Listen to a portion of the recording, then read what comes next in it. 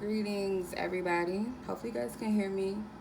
This is going to be I don't know if you want to call this a channel message, but Spirit was speaking to me, guided me to talk about this topic, and hopefully, this will be of help or service to someone. So, we're going to talk about the key of letting go of someone. Does not have to be only centered around romantic situations.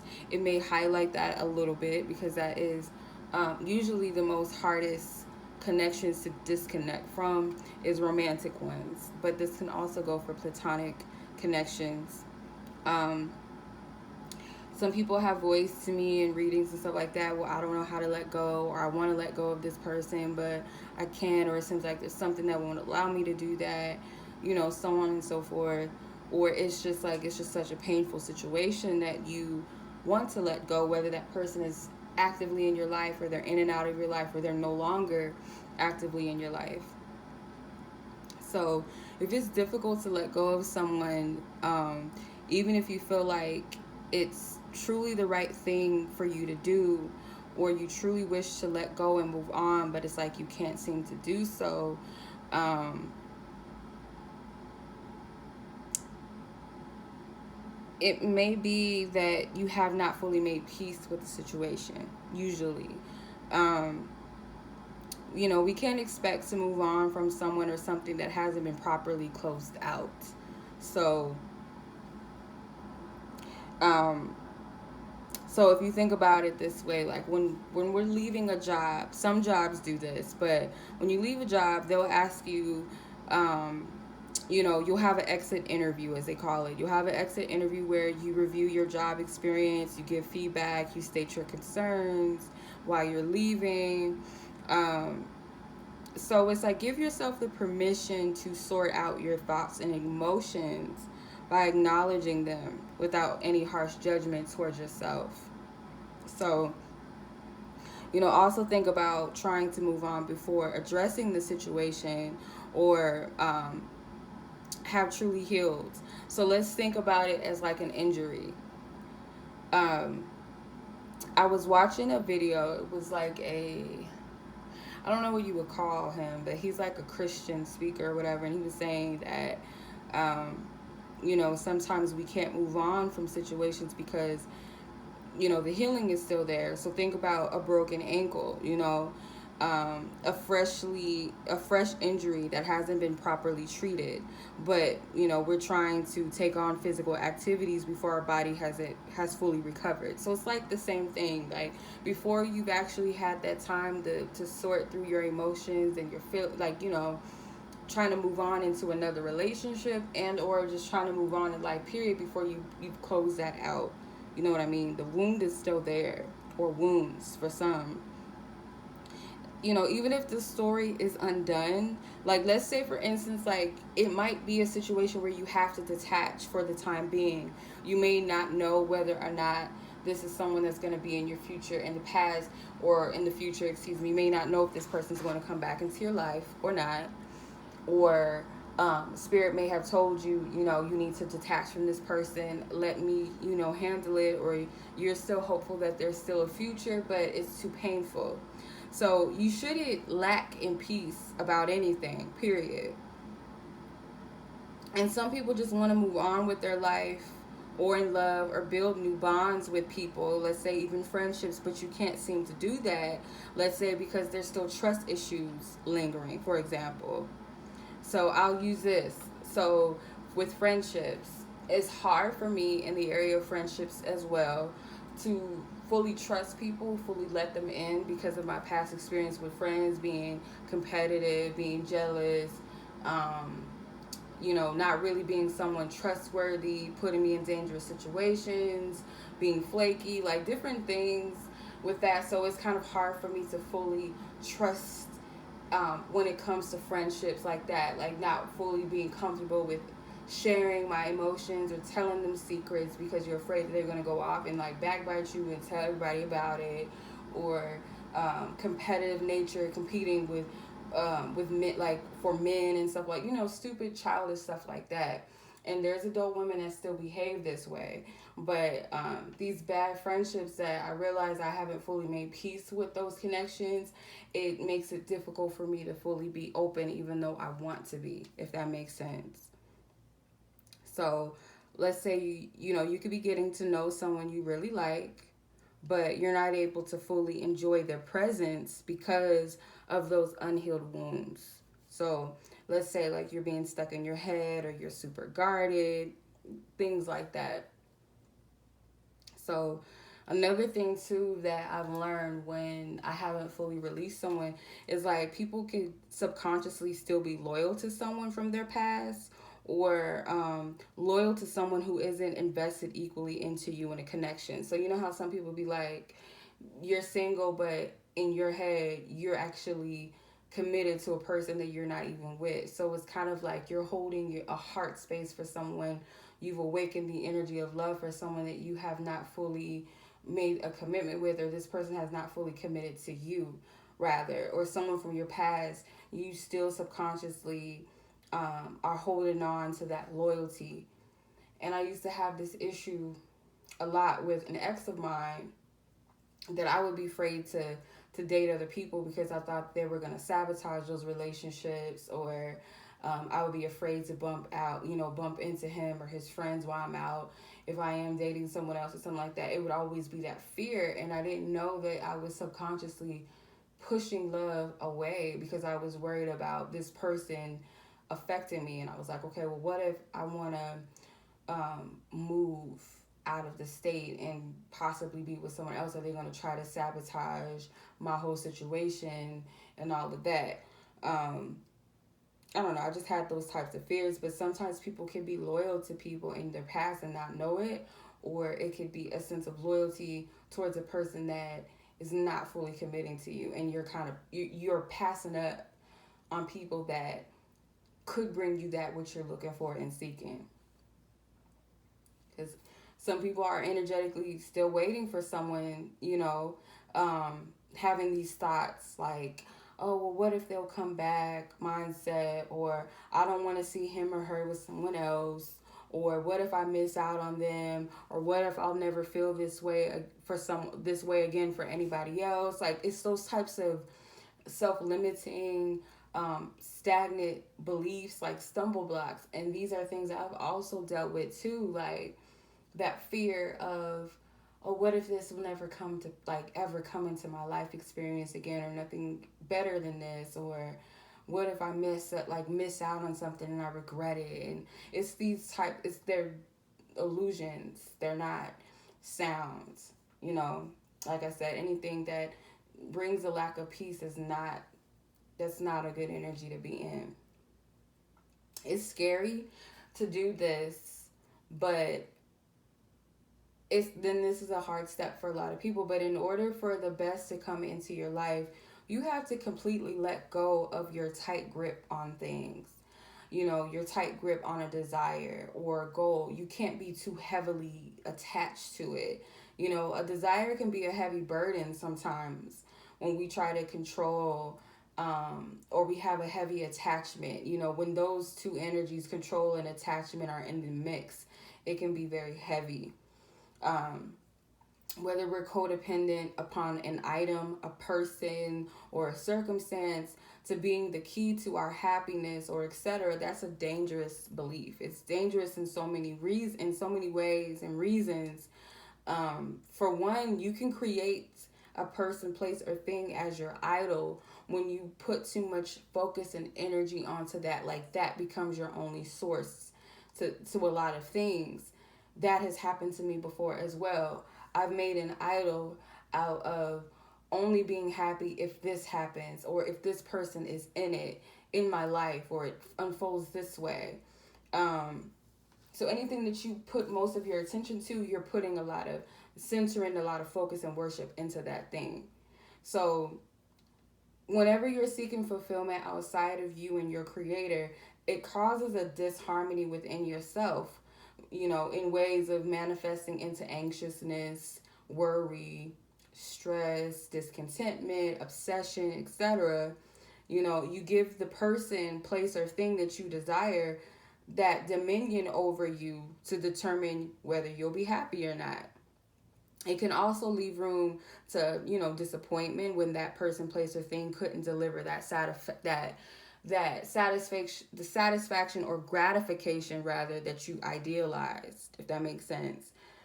So let's say, for instance, you move to your dream city. Like, this is a city you've always wanted to live in all of your life, and you finally get there, but you're already not happy and at peace within yourself. So that locational shift is not necessarily going to be the fix to your displacement within yourself, if that makes sense. So I'll use this as an example. This is like a testimony. So when I was in high school, I moved around a lot. Most of the time, I'll say I moved, I think I moved twice out of the school year. Two of the other schools was because I had issues with a boy that, took my virginity. I'm just going to call it what say like it is. Took my virginity and then, humiliated me in front of all my friends and everybody, like, by going off with somebody else, got what he wanted, and then he was on to the next. So I was really broken by that, and I really didn't want to face that. So I convinced my mother to put me into another school. And Spirit is so funny because that boy ended up going to that school, and I was like, I can't get away from him. And he played me again with some other girl. It was just like, why is this happening to me? And then it was another school. I left that one and moved away from it because of the drama that situation created and me running from my problems. So that was something that it's a testament that those issues I had, they're not going to go anywhere. And Spirit was so funny because Spirit brought one of the issues back into my life, like physically, by bringing that person back into my experience again, because I was running from him. I was running from those feelings of inadequacy, embarrassment, shame, all of that. I was carrying that with me. So I could have went to another school, but I didn't necessarily feel happy even within, because there was still, those same problems of not feeling accepted and this person saying this about me. Like, you can't run from things like that. And I wish I would have had someone to, like, speak into that more and help me to get an understanding of that. But it makes sense now. So let's say, like, with you putting that person or that place or thing in a position of being in power to make you happy, but more so, let's say with the person, it's unfair to that person that you're placing that power into them, placing a person outside of you, that power in their hands to fulfill you, because we're flawed. Naturally, as humans, we're not always going to be perfect, if at all. And so it's unfair to place that type of power into someone's hands, because it becomes a pressure, like a heavy expectation on that person to be your only or your top source of happiness. You know what I mean? And that happens sometimes. So, the word that I've been really reminding myself of was to focus on the gift giver rather than solely focusing on the gift, the desire. Focus on who's providing that for you, the divine source that is providing the way, the wins, and the how to provide that thing that you desire, rather than focusing on the desire, because that's not going to get you to that place, that point that it is that you really want, if that makes sense. And plus, when you're focusing solely on the gifts, the desire, the promise, whatever, you miss out on the divine inside scoop in the the playbook, the divine playbook, to direct you to getting you to your destinated path, to your true heart's desires at the divine appointed time, in which is the right time. Divine time is always the right time. So it's like you can relax. You ain't got to stress yourself out about, trying to figure it all out about the hows, the whens and the wheres, the whos. When you're focused on Spirit and what Spirit's best is for you, you don't miss out on all of the goodness promised to you. And when I say promise, your birthrights. Your birthright is to be happy. Your birthright is to have people that love you. Your birthright is to be abundant in a divine given way, because you can get those things and those can be temporary fulfillments if they're not centered around the right things or the right energy.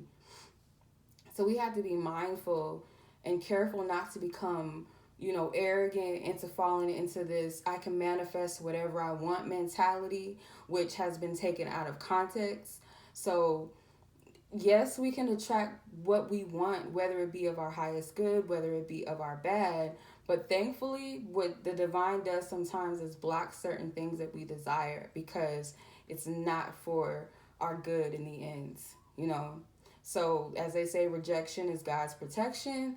And I also say, too, it's preparation for something much more suited for you, better suited for you than what you originally had planned sometimes. So rather than continuing to push for something that isn't happening, budging, or shifting in the way that you desire, because, and I say this all the time, like we can desire things via the ego, our wounds, or programming into thinking, okay, because society says I gotta have the latest phone. Is that really your desire, or is that something you feel like you gotta live up to? Do you desire this person because you feel a sense of emptiness? Do you desire this job or career because it's gonna give you that title and that praise that you feel like you're not getting that validation within yourself? You gotta ask yourself these types of questions. So that's why I say a healthy relationship with self is important. Because it's like, in order to discern why you desire certain things, it's essential. It's essential to keeping yourself out of a lot of trouble, saving you from a lot of heartache by chasing empty things, empty promises within yourself if they're not coming from your true heart's desire. So we tend to place a limit, too, on the infinite possibilities of the universe, providing something amazing beyond our original plans for ourselves. So I'll say this, for those who foolishly invest all of their faith into their human selves and solely upon their human strength and capabilities, I'd like to challenge your perspective on that. Our human restrictions, our human self restricts towards time, towards circumstances, our vain efforts. So it's no match for the opposite source, that is that higher source, that divine infinite source that isn't restricted to our man-made time frames and our earthly circumstances, but can see beyond our beginning and our ends in a way that we can't see it. So we tend to want things to work so badly with the wrong person or the wrong circumstances for us that we settle for the struggle. Okay? And don't get me wrong, sometimes love has its challenges that can be good with developing a strength within each, person in the relationship and the connection. It can strengthen it. But some fail to accept that love is not meant to be a burden. It definitely isn't meant to be painful nor toxic. And also, the one that you love should never be your source to your pain. Like, that's not normal. Like, they should never be an active source to your pain, and vice versa for you for them. So,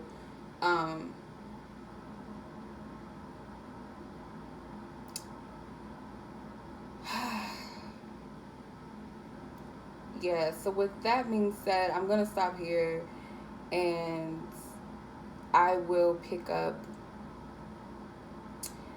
how to let go. The key steps that Spirit revealed to me with helping releasing and letting go of people and things from our past, or things that no longer serve us, or letting go for the time being if it's something that we definitely need to let go of for the time. Like, if it's of our highest good, to release, how to do that.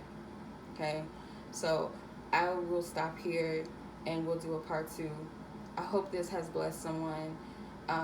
If not, give you some type of thoughts, provoke some type of thoughts into this process. However, if you feel guided to share this with someone that you feel like it may benefit or help, please feel free to do so. And I appreciate each and every one of you for watching. And until the next reading, peace.